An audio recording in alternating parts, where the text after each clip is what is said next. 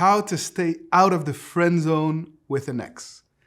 My name is Coach Adrian, love and relationship coach. Very excited to dive into this very important topic with you. Welcome to all of you on our podcast. Welcome to all of you listening on our YouTube channel. This is a fundamental question that many people ask themselves, because the fear, of course, is that you're not going to be able to ultimately reach your goal. You don't want to be just friends with your ex, and you don't want your ex to see you in that way.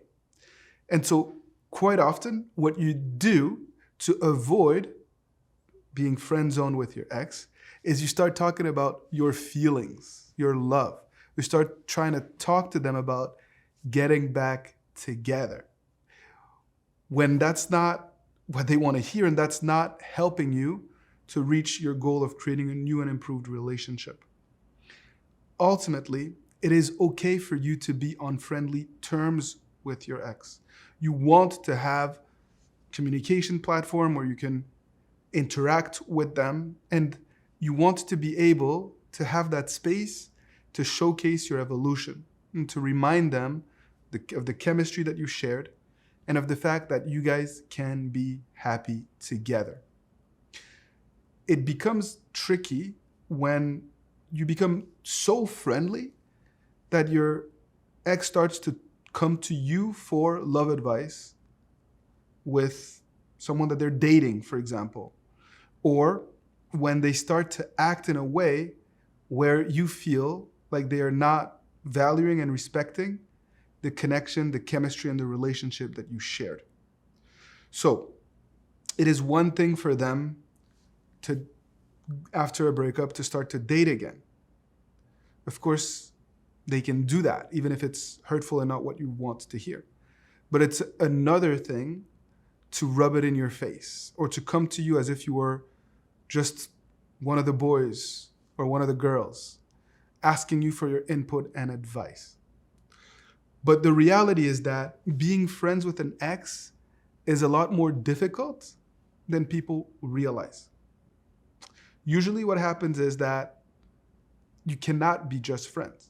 You'd rather just go your separate ways because you get triggered easily by each other, or because one person simply cannot bear being around the other and not be in a relationship. And so it creates tension and friction. But if you're able to transcend those feelings of insecurity and jealousy and ego, usually what will happen is that you're able to start to rebuild chemistry, and you're able to remind this person of the good of what the relationship had to offer, and not just the bad. Ultimately, if you regain your sense of confidence and your identity without them, and if you're no longer trying to seek their validation, the odds are that you will get back together if you are on friendly terms. As long as there is some level of passion and intimacy in the relationship, as long as there was some attraction and chemistry, and your relationship was not completely platonic, you are going to get back together. That is the path. If, however, you were perhaps too friendly and the relationship lost passion and attraction, then perhaps it is best for some time to take space, for them to realize that they cannot just have you in their lives as an emotional support and not commit to you.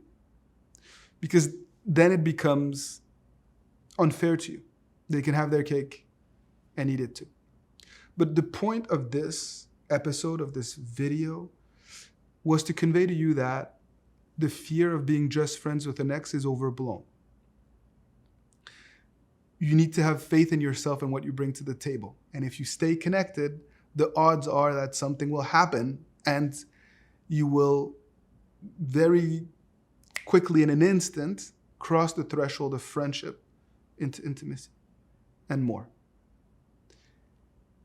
The fear of being just friends is what ruins a lot of breakup recovery processes.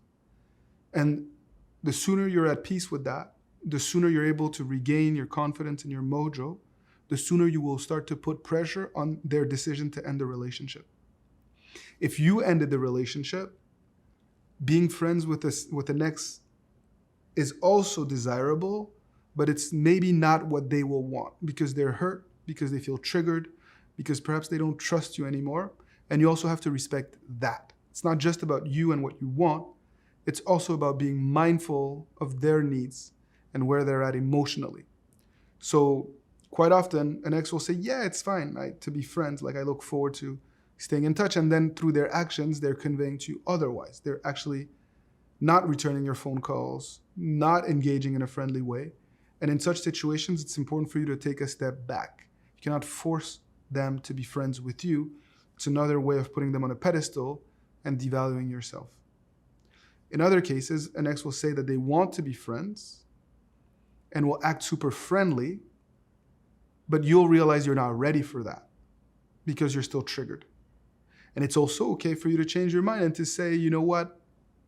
I would like for us to be friends eventually down the road, but for now I need time. I need time to heal. I need time to move forward. I need time to let go. Don't be afraid to say those things to your significant other because they need to feel the consequences of their actions. And they cannot just feel like they could just get back to you and have a renewed relationship just because they wanted to and they miss you. Ultimately, I know that many people have experiences being friends with their exes. Some good, some not so good. Please share in the comment section. Tell others what has been so difficult and what has worked well. Where have you drawn boundaries? How have you been able to navigate this challenging dynamic? We are a community, people helping each other through heartache and heartbreak. And I know that there is so much that you can learn from each other. So be generous in how you go about sharing your experience with others. As always, thank you for fighting the good fight. Thank you for your trust, and see you soon for more awesome content.